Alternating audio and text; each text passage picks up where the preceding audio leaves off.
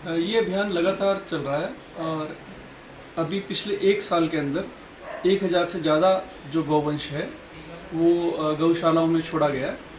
पीछे यहाँ सारी गौशालाएं पैक होने के बाद गौशाला आयोग से परमिशन ली गई कि हिसार और पानीपत छोड़ने की। उसके बाद निसिंग पास था तो निसिंग की भी रिक्वेस्ट ली गई और गौशाला आयोग ने जो है लेटर जारी किया है कि हम उनको हिसार, पानीपत और निसिंग भी शिफ्ट कर सकते हैं। इसके बाद लगभग 250 जो गौवंश हैं, मतलब 750 के बाद जो है 250 के आसपास गौवंश जो है वो पानीपत, हिसार और निसिंग में भी शिफ्ट किया गया है। लेकिन अभी बारिश होने की वजह से कीचड़ हो जाता है। जब पकड़ती है लेबर तो फिसलन ना हो, पशु भी गिर सकता है और पकड़ने वाली टीम भी, इसमें पीछे एक लड़के को चोट भी लगी, तो जिस वजह से ज़्यादा बारिश में ये नहीं शिफ्ट हो पाए। और अभी कांवड़ यात्रा की वजह से सड़कों पे बहुत ज़्यादा ट्रैफिक है। इसका कारण ये है कि बेसिकली क्या है कि ये सतत चलने वाला कार्य है, क्योंकि जब भी जैसे हम जो दूध पीते हैं, बेसिकली गाय को हर साल जब वो ब्याती है तो ही हमें दूध मिल पाता है। और जब भी गाय ब्याती है तो हर गाय ब्याने पे या तो मेल देगी या फीमेल देगी।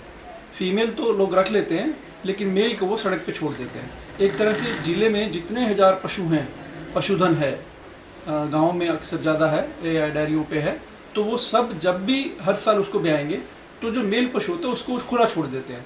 तो इट मीन्स अगर जितनी तादाद पैदा हो रही है मेल या फीमेल की हर साल, वो सारी की सारी मेल जो है वो सड़कों पे आ जाता है। तो कहीं लगता है कि प्रशासन को उन लोगों पर भी कार्रवाई करनी चाहिए जो रात के अंधेरे में पशुओं को छोड़ जाते हैं? बिल्कुल, उन पे सख्त कार्रवाई होनी चाहिए। कमेटी ने कार्रवाई की भी है, चालान भी काटे हैं और उस पर मतलब जो गाय सड़क पे छोड़ देता है।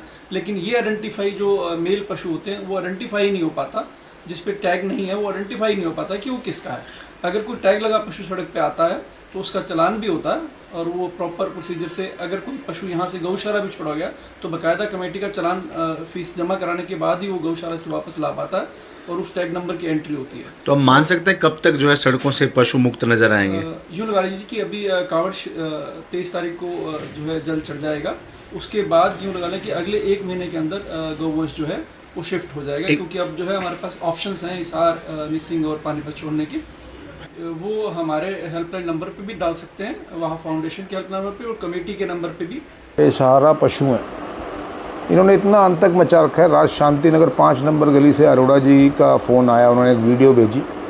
मैंने सुबह ईओ साहब को, चहल को, सबको भेजी।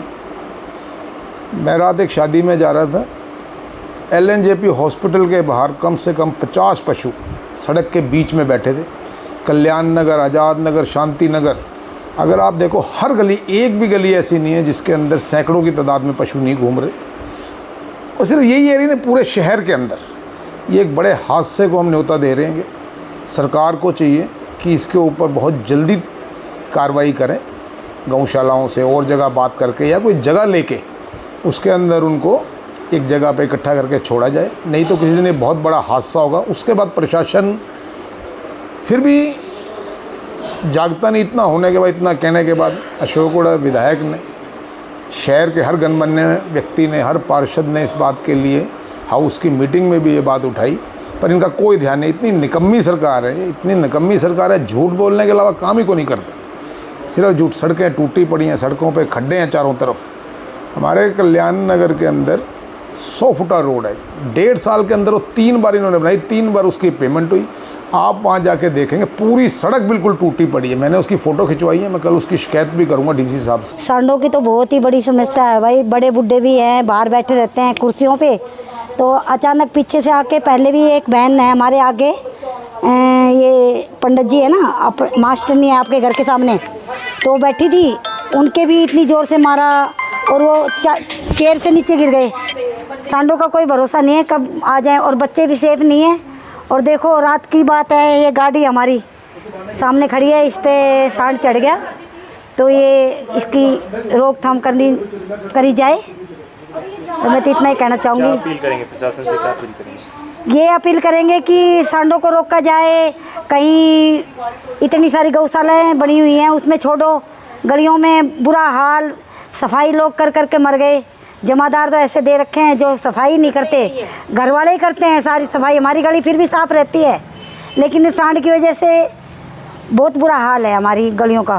परिचय? तो मैं संगीता शर्मा, गली नंबर 5, शांति नगर।